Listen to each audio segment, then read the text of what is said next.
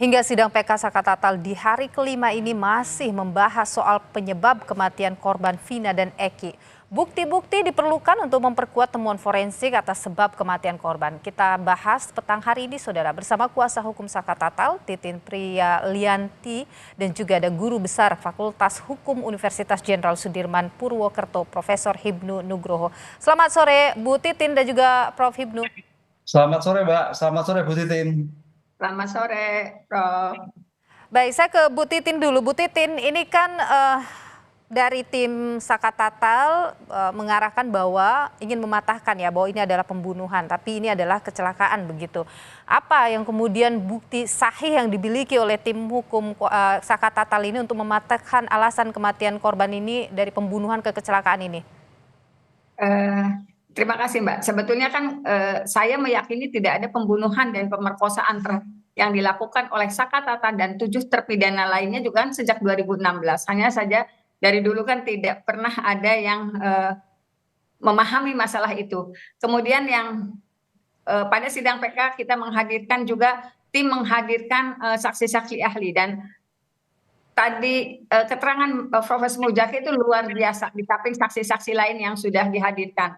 Jadi ketika kami menyerahkan novum 1 sampai 5 yang sifatnya visual di samping novum-novum lain itu kan mengenai tubuh foto-foto korban di rumah sakit yang sebetulnya foto-foto itu tidak pernah dilampirkan dalam berkas Sakatatal.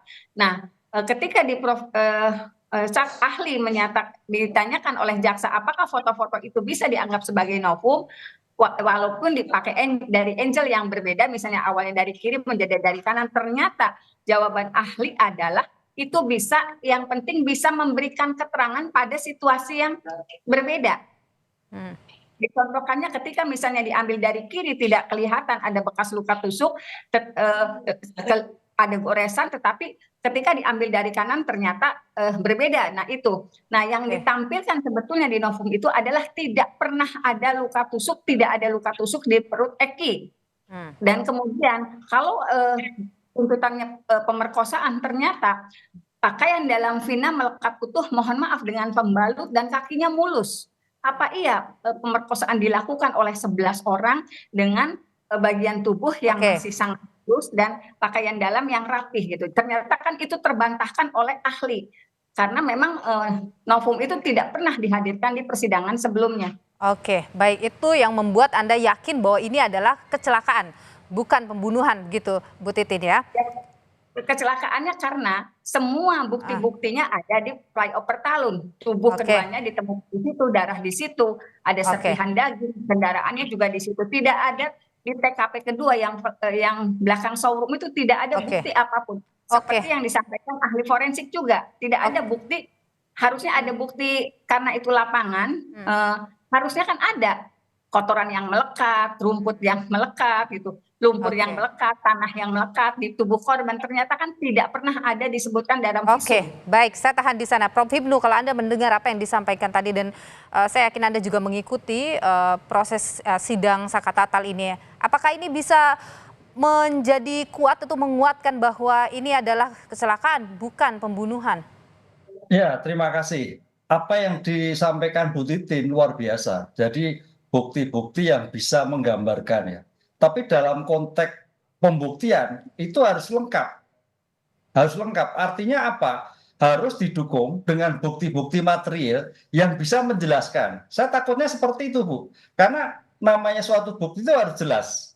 Sehingga satu-satunya jalan yang disampaikan dengan foto-foto itu juga memberikan petunjuk. Bagaimana petunjuk bisa jalan? Ada bukti lain, pendukung yang lain. Pendukung yang lain mungkin bukti yang bisa memberikan mosaik lengkap. Nah ini, mosaik lengkap, titik A, B, C, sehingga terjadilah utuh terhadap si korban, itu mungkin jadi. Tapi kalau potongan-potongan, saya kira perlu data dukung lain.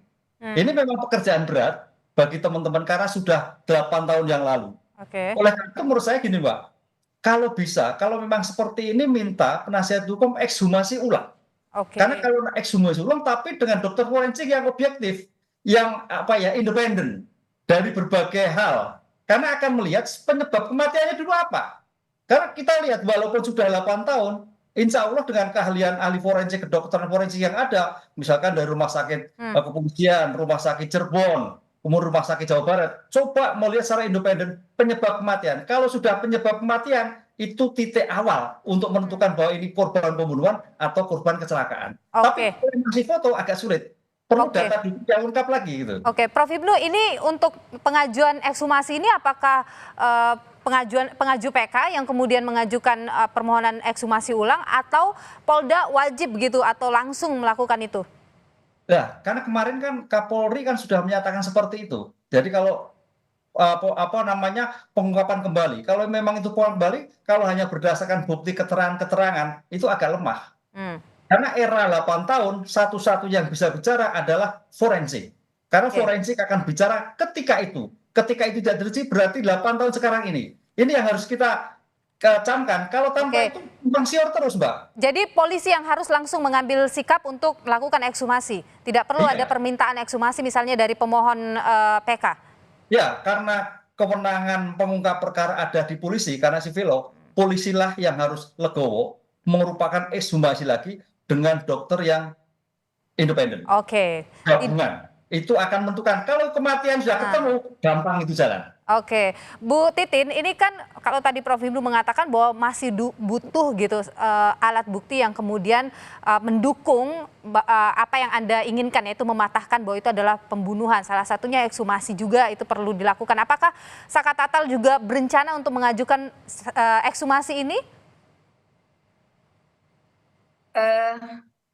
Kalau dari pihak kami, Mbak, barangkali kami sudah berusaha membuktikan baik dari bukti-bukti novum yang kami miliki juga menghadirkan saksi yang Widi dan Mega itu yang awalnya tidak tersentuh oleh siapapun tapi berhasil kita hadirkan, dan di situ dinyatakan pada pukul 22.05 sampai 22.00 sebelum pukul 11, setengah 11 itu pada tanggal 27 masih berkomunikasi. Kita juga buktikan bahwa betul Mega dan Widi itu berkomunikasi dengan Vina, dan Vina saat pergi itu dari rumah Widi dan menggunakan pakaiannya Vina. Itu bukti-bukti yang bisa kita hadirkan. Masalah ekshumasi kan sepertinya gitu, itu kan memang bukan kita yang ini, tetapi institusi kepolisian. Jangankan misalnya kita memohonkan ekshumasi, mengenai kami sebetulnya kan dari tim saja sudah meminta kehadiran 5 anggota Polri yang melakukan olah TKP.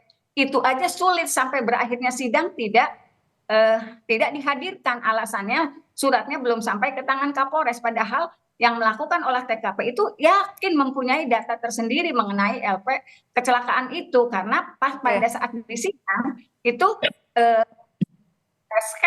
sketsa yang dihadirkan oleh majelis itu tidak diakui oleh anggota Polres Sumber itu sebagai sketsa kecelakaan yang mereka buat. Jadi jangan melakukan ekshumasi untuk surat aja kan, permohonan aja tidak diabaikan gitu. Oke, Prof. Ibnu, kalau misalnya ini Polri tidak melakukan ekshumasi, kalau kita lihat Saka Tatal juga permohonan ekshumasi, mereka merasa ini peluangnya sangat kecil gitu. Apakah kemudian ada pihak di luar institusi Polri yang bisa melakukan scientific crime investigation mundur lagi ke 8 tahun lalu untuk membuktikan secara ilmiah apa ini yang sebenarnya terjadi gitu? Yang sebenarnya terjadi memang kenapa waktu itu tidak dilakukan. Tidak dilakukan. Ini memang pertanyaannya apakah memang tidak tahu, ataukah tidak tahu, atau memang cukup apa itu terjadi yang terjadi. Cuman yang menarik begini, Bu Titin, ketika yang melakukan penyidik, ketika itu siapa saja? Saya kira penyidikan itu akan datanya lengkap lah. Ketika 8 tahun yang lalu, misalkan berita acara pemeriksaan ketika itu, bagaimana itu saya kira bisa diminta kembali itu. Bisa dimintakan untuk dihadirkan. Karena ini bagian dari pengungkapan suatu perkara. Tapi ini kan pemeriksaan perkara. Sekarang padahal ini adalah PK. Takut saya gini Bu Titin. Ini kan PK itu adalah permohon dalam arti perdata. Pemohon termohon. Ketika pemohon yang dimintakan apa? Adalah tentang Saka Tatal. Takut saya nanti hakim melihat, loh ini nggak dimintakan suatu pemeriksaan awal kok jadi pemeriksaan awal lagi.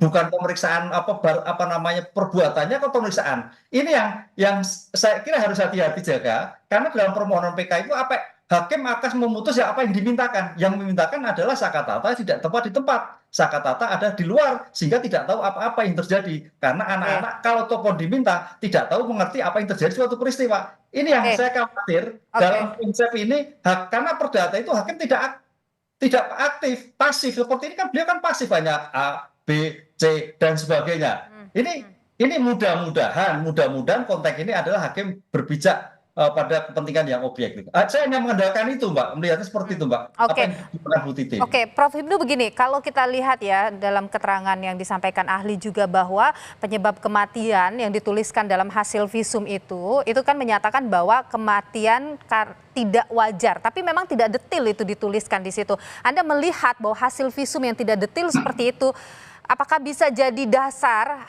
hakim pada persidangan itu kemudian bisa memutus ini karena pembunuhan, karena kematiannya karena kecelakaan atau karena